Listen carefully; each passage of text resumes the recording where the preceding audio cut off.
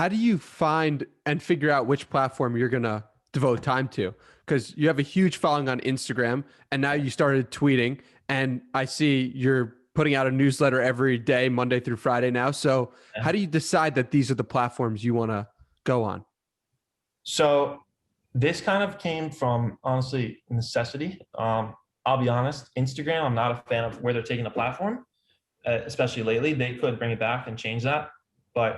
And especially for what I'm doing, which is if you go check out the Instagram at Behavior Hack, it's almost all text.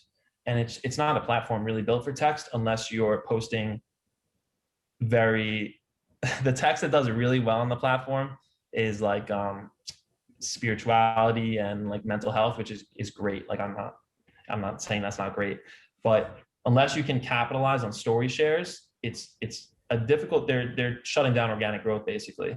Like my content used to get a lot of views from hashtags and the explore page on Instagram, and it's just less now, even though I have a huge audience. I don't love that. Like I tweeted today, you know, when you use a platform like Instagram and Twitter, it's, you know, your eggs, their basket. On a podcast or an email or an SMS list, it's your eggs and your basket. You can debate that, like the podcast where they show it. Then I also said the blockchain where it's your eggs and there's no basket. We can talk about that later. But that's how I think of it. This year, I'm really trying to just build as big of an audience across platforms as I can, because there's a lot of different goals I have. But I think for someone who's listening, you have to decide where your person is. There's a very different person who's spending time on Twitter than Instagram. And honestly, I would say 90% of my following on Instagram doesn't touch Twitter. So you just said you want as big a following as possible. I guess TikTok would be the best for that. Yeah, but it also comes down to like the medium I'm comfortable creating in, you know? Yep, and definitely. For now, TikTok is not in the arena, but it will be soon.